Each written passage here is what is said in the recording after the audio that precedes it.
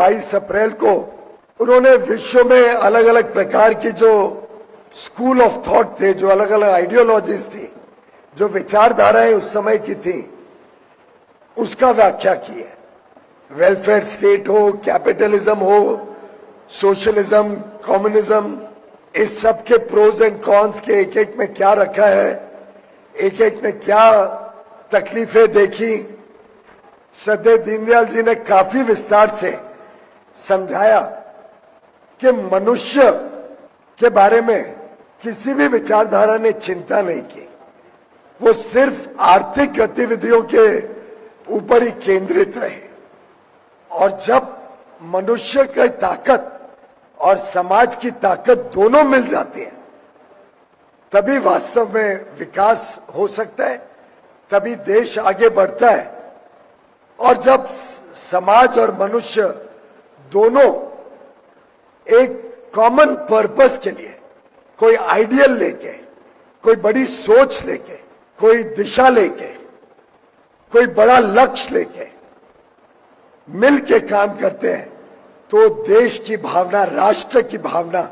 उसमें से जागृत होती है। उसी भाषण में उन्होंने लेजिस्लेचर और जुडिशरी के बीच क्या संबंध होना चाहिए, क्या रोल होगा,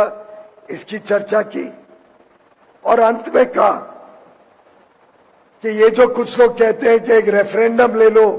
और रेफरेंडम से जो मेजॉरिटी का व्यू होगा वो सही होगा, ऐसे कभी मातृभूमि और देश नहीं चलता।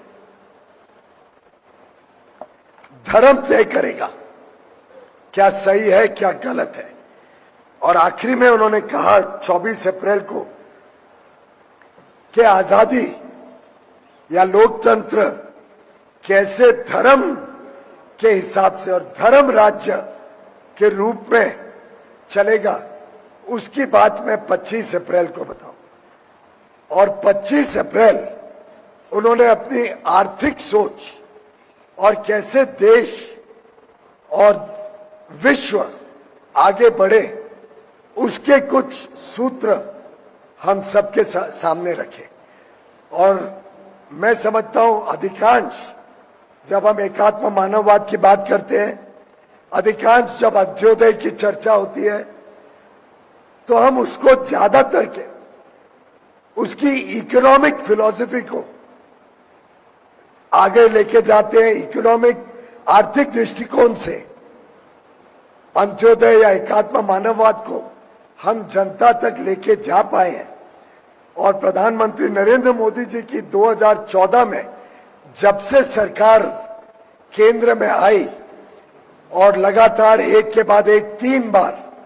भारत की जनता ने उनको आशीर्वाद दिया, अलग अलग प्रांतों में, राज्यों में भारतीय जनता पार्टी और मित्र पक्षों की सरकारें आई, उनका जो एकमात्र उद्देश्य रहा, एकमात्र जो गाइडिंग प्रिंसिपल रहा, जो मूल सोच थी सभी सरकारों की, जो आज की भारतीय जनता पार्टी जनसंघ से निकली हुई, और जो प्रेरणा पंडित दीनदयाल उपाध्याय जी जैसे हमारे सभी विचारकों ने रखी थी, उस पर चलने वाली सरकार कैसे जीवन में बदलाव ला सकती है, कैसे गरीब से गरीब व्यक्ति के जीवन को एक नए मोड़ पे लेके जा सकती है, वो गत 11 वर्षों में हमें देखने को मिला है।